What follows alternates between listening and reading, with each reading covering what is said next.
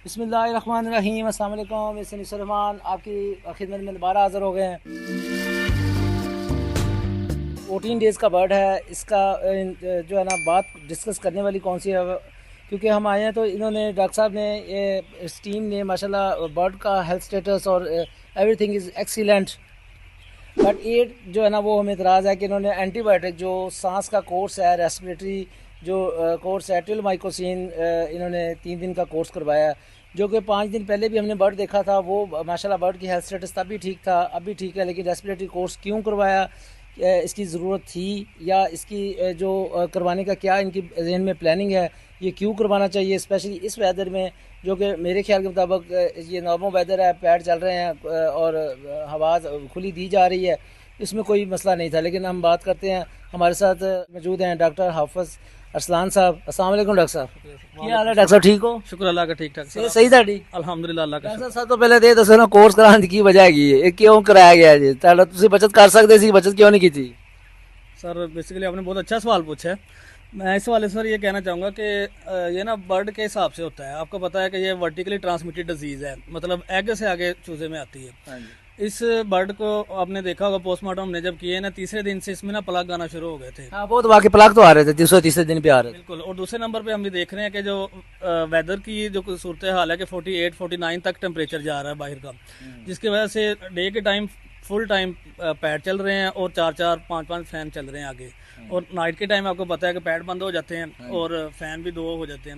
ये जो डे और नाइट की वेरिएशन है, और साथ जो इस साइड वाला जो गार्ड है आपको पता है वो हमेशा ही चिल रहता है थोड़ा बहुत। इसकी वजह से हमारे बर्ड में ना 6 से 7वें दिन पे रिस्पिरेटरी साउंड शुरू हो गए थे हल्के फुल्के।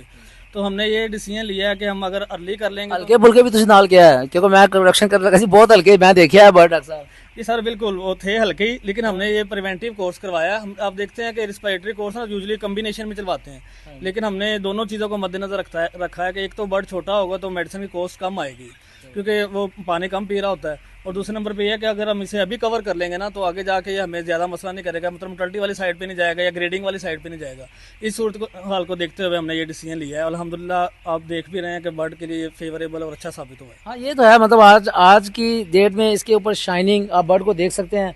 अगर हमारे कैमरा मैन दिखा दें कि बर्ड के ऊपर शाइनिंग, उसकी जो मूवमेंट है, स्पेशली वो जो हमारा कंसेप्ट है कि हम बर्ड की फ़िज़िकल पोस्चर को बहुत ज़्यादा अहमियत देते हैं और उसकी उसकी उसकी लैंग्वेज को वेटेज देते हैं, उसकी लैंग्वेज को समझते हैं और कोशिश करते हैं समझने की। और ये चीज़ है। डॉक्टर साहब अब ये बताएं कि जो आपने रेस्पिरेटरी कोर्स कराया हो, why you select the tilmicosin, why not the doxy, why not the other timolin, कोई और क्यों नहीं करवाई गई? अच्छा सर इसमें यह है कि हमें जैसे कि हमें पता है कि हम रिस्पिरेटरी को एमजी को स्प्रेस करने के लिए डिफरेंट कम्बिनेशन एंटीबायोटिक का यूज़ करते हैं, जिसमें जो मोस्ट फेमस है टाइलोस और डॉक्सी का है। उसके अलावा हम पहले हमारी कंपनी में टाइमोलिन हाइड्रोजन फ्यूमारेट भी यूज़ होती रही है। इसके अलावा टिलमाइकोसिन भी हम यूज़ करते हैं। अब आपने जो पूछा कि हमने टिलमाइकोसिन को सिलेक्ट की है, सर इसमें यह है कि एक तो हमने देखा है कि इस शेड की और फार्म की हिस्ट्री के लिहाज से इसका बेस्ट अच्छे रिजल्ट आते हैं यहाँ पे अगर हम यूज़ करें। दूसरे नंबर पे ये है कि हाइकोज इस स्टेज पे हम यूज़ करते हैं ना, छोटे चूजे में मोस्टली टिलमाइकोसिन ही रिकमेंड की जाती है। हाँ, अगर 25 दिन के बाद हम करें तो वो फिर ज़्यादा फेवरेबल हम डॉक्सी और टाइलो यूज़ कर लें। मेरे ख्याल में अगर हम इस स्टेज पे टिलमाइकोसिन हम इस्तेमाल करेंगे तो इससे बर्ड से एमजी अच्छी तरीके से स्प्रेस हो जाएगी और अच्छे रिजल्ट मिलेंगे। डॉक्टर साहब एमजी को थोड़ा सा डिस्कस भी कर दें। सर एमजी बेसिकली एक बैक्टीरियल डिजीज़ है। ये सेल्वालेस बैक्टीरिया होता है, माइकोप्लाज्मा गैलीसेप्टिकम की वजह से ये होती है। इसकी अगर हम ट्रांसमिशन के लिहाज से बात करें, ये हॉरिजॉन्टल ट्रांसमिशन भी है, वर्टिकल भी है। वर्टिकल कहते हैं कि ये पेरेंट से एग से के जरिए ट्रांसमिट हो गया, और हॉरिजॉन्टल कहते हैं कि फार्म टू फार्म ये स्प्रेड हो रही है। तो ये कह लें कि हर जो भी बर्ड है वो अपने पेरेंट की वजह से या जिस भी कंडीशन में है वो एमजी पॉजिटिव ही हम कंसीडर करते हैं कि सारे बर्ड ही एमजी पॉजिटिव हैं। हमें time to time respiratory sound के लिहाज से हम विजिट करते हैं शेड को। हमें करीब से देखना पड़ता है कि इसके अंदर एमजी के साइन तो नहीं है।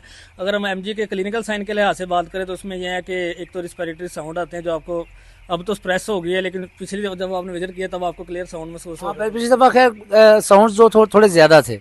ये डॉक्टर साहब जड़ी गल सही है तो मानते पे हैं, लेकिन डॉक्टर साहब बचत की जा सकती थी। नहीं सर, अगर हम बजट वाली साइड पे चले जाते हैं ना, क्योंकि ये फ्लाक है वेरिएशन वाला, तो इसमें नो डाउट पैड तो चल रहे हैं, लेकिन आपको पता है कि कई दफ़ा खुश्क पैड चल जाएं किसी वजह से, या डे एंड नाइट की जो वेरिएशन है कि दिन टाइम पैड चल रहे हैं, रात टाइम वेंटिलेशन कम हो रही है, या हॉट टेम्परेचर का या बारिशों वाला सीजन आगे शुरू होना है, तो हम ये रिस्क नहीं लेना चाह रहे थे कि हम चाह रहे थे कि हमारा बर्ड छोटा है तो हम मिनिमम कॉस्ट पे बेनिफिट ले सकें, इसलिए हमने ये डिसाइड किया। और अल्हम्दुलिल्लाह इसमें मुझे उम्मीद है कि इंशाल्लाह ये अच्छा डिसीजन रहेगा। और दूसरी ये भी खैर बात इसमें अगर ऐड करने का चला ही रही है तो इसके हम पॉजिटिव अगर पहलू उठाएं तो वो ये, एक तो बर्ड छोटा था, उसकी डोज कम चली, मतलब खर्चा कम हुआ। दूसरा ये था कि ये अगर प्रिवेंशन अभी दे दी गई है तो आगे बर्ड जाके तो आपको तंग नहीं करेगा। जी बिल्कुल ठीक है। इसमें अगर आपके बर्ड को हल्का सा इस वेदर में हल्का सा अगर स्नीजिंग है, हेड शेकिंग कर रहा है, ठीक है, उसके अलावा म्यूकस जो है ना वो अगर बन रहा है बर्ड में, तो ये सारी अलामात डॉक्टर साहब एमजी की आप कह सकते हैं। जी बिल्कुल इस तरह है सर। और दूसरे नंबर पे हमें डिसाइड कर रहे होते हैं, ये जो हमारे इर्द गिर्द जो हिस्ट्री आ रही होती है फार्म्स की या फ्लॉक की, हमें देख रहे हैं कि इस वक्त जो रिस्पिरेटरी जो इश्यूज हैं वो मोस्ट कॉमन हो रहे हैं। हमें आईबी के इशू सुनने में मिल रहे हैं, हमें H9 के सुनने में मिल रहे हैं, तो ये जो दोनों ही रिस्पिरेटरी लिहाज से ये डिजीज़ हैं। तो हम अगर एमजी को स्प्रेस कर लेंगे, आगे पता है आपको जाके थोड़े बहुत 18 दिन के बाद गंभोर के साइन आना शुरू हो रहे हैं, अगर एमजी स्प्रेस रहेगी तो इंशाल्लाह बर्ड अच्छे तरीके से ग्रो करेगा और इंशाल्लाह हम आपसे बोनस लेंगे। बड़ा पुख्ता इरादा जी, माशाल्लाह, जबरदस्त।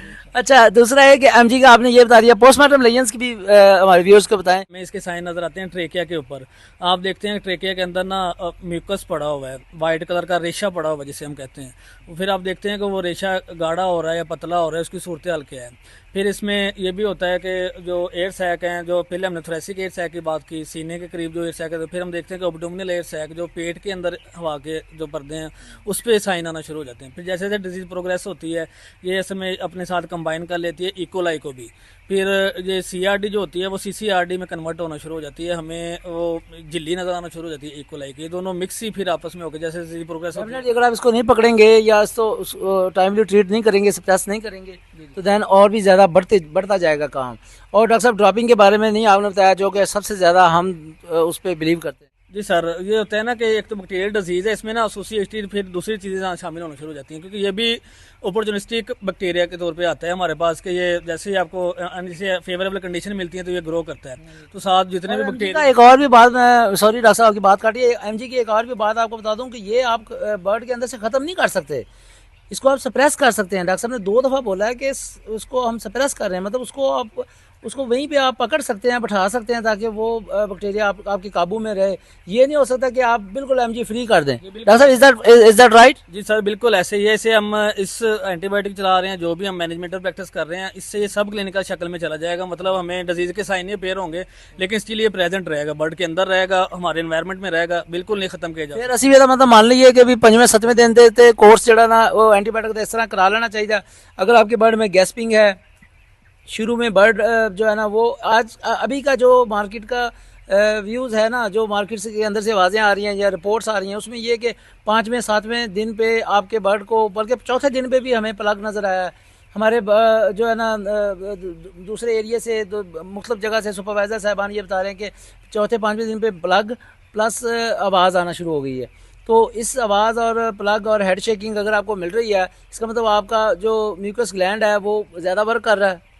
सर इस सूरत हाल में हम ये कह सकते हैं कि हम ये नहीं कह सकते कि आप 5वें दिन पे या 7वें दिन को लाएं, अपने बर्ड के लिहाज से देखें। लेकिन ये है कि आपकी बात बिल्कुल ठीक है कि जो सीजन में डिजीज चल रही है उसके लिहाज से हम ये कह सकते हैं अपने नाज़रीन को, आप एमजी के लिहाज से कॉन्शियस रहें। आप जितनी जल्दी पकड़ लेंगे उतना ही आपका फायदा। अगर आप लेट हो जाएंगे तो आपको नुकसान होगा, क्योंकि एमजी फिर अकेला नहीं है। फिर उसके बाद जैसे डॉक्टर ने बताया कि फिर सीआरडी बनेगी, इकोलाई साथ में बनेगा, फिर सीसीआरडी भी कम्प्लेक्स बन जाएगा। जब कम्प्लेक्स बन गया फिर आप बर्ड को इंजेक्शन लगाते फिरेंगे, वो ये करेंगे वो करेंगे, वो चीज़ आप रिटर्न ले भी आएंगे। हमारा वैसे भी कंसेप्ट है कि प्लान में 2 चीज़ें आपने ख़ास तौर पे उस पर ध्यान रखना होता है, एक उसकी गट और दूसरा उसका रेस्पिरेटरी सिस्टम।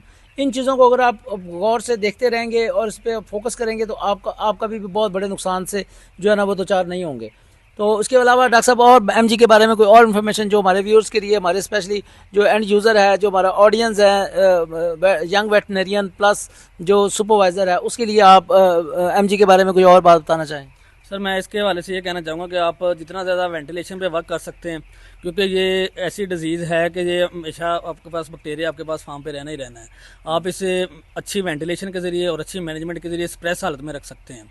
प्लस अगर आप अर्ली डायग्नोस कर लेते हैं, साथ एंटीबायोटिक की आपको सपोर्ट मिल सकती है, लेकिन जो मेन चीज़ है वो अच्छी वेंटिलेशन है और अच्छी मैनेजमेंट है। और इसकी टिलमाइकोसिन की क्या डोज चलाई जाए? आपने क्या डोज चलाई है? प्रोडक्ट का नाम बेशक ना लें। सर हमने ये 1-2 के साथ पानी में यूज़ की है, 20 mg पर kg ये इस्तेमाल किया। अच्छा, बॉडी वेट के हिसाब से 20 mg पर केजी के हिसाब से आपने यूज़ किया।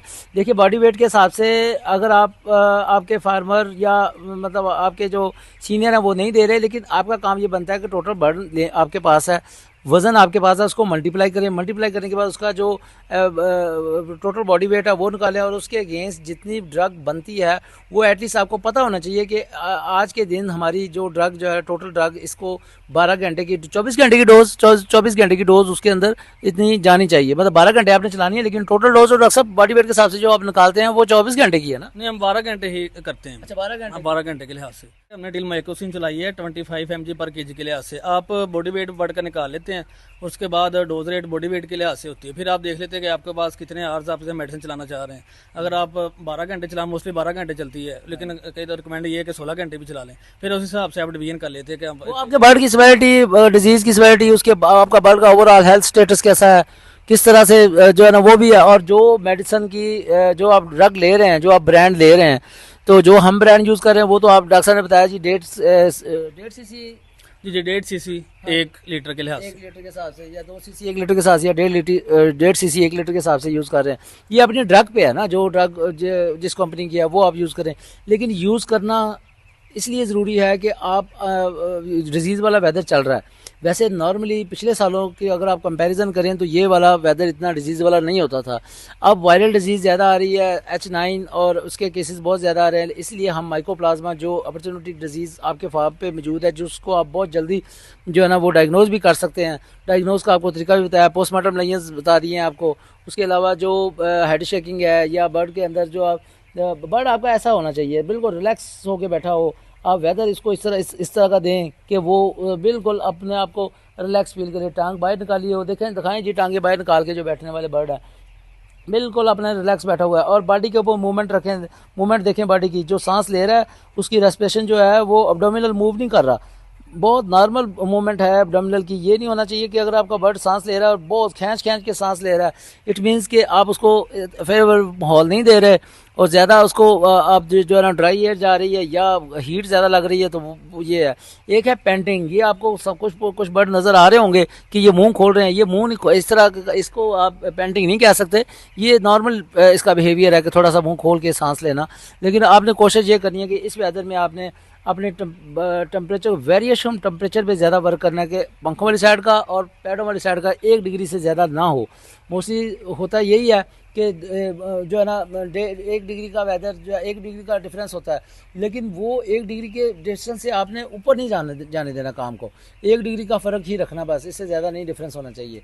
दूसरा ये कि यहाँ पे जो बर्ड है उसका और उसका कंपैरिजन इस तरह से करना है कि बर्ड भी आपने जो पोस्टमार्टम करना है वो अलग अलग करना चाहिए कि पंखों वाली साइड पे कौन सा आ रहा है, पैड वाली साइड पे कौन सा आ रहा है। जी सर, आपको ये चीज़ें कंसीडर करनी चाहिए जब आप पोस्टमार्टम कर रहे हैं कि एक तो बर्ड का वेट कितना है, और दूसरे नंबर पे हेल्थ स्टेटस के लिहाज से सीपी का बर्ड है या शेड का बर्ड है, और तीसरे नंबर पे आप ये भी देख सकते हैं कि पैड वाली साइड से है या उधर से है। यूजुअली पैड साइड पे आजकल हमारे पता पैड चल रहे हैं, तो वजन मोस्टली कम ही होता है एवरेज से, तो आप पोस्टमार्टम करते हुए एवरेज लाजमी देखते हैं।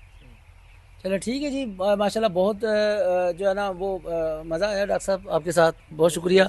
हाँ जी, बहुत शुक्रिया आपका, बहुत शुक्रिया सर। इंशाल्लाह हम आपको मानेंगे ऐसी तानों के यार चंगा कीता चलाती है जी, इंशाल्लाह सर, अल्लाह ताला रहमत करेंगे। हाँ जी, अल्लाह रहमत करें। तब तक के लिए इतना ही, खुश रहें, खुशियाँ बांटें। 5 वक्त की नमाज आपने नहीं छोड़नी, दुआ करते रहना, दुआओं पे ज़्यादा जोर रखें। जज़ाकल्लाह।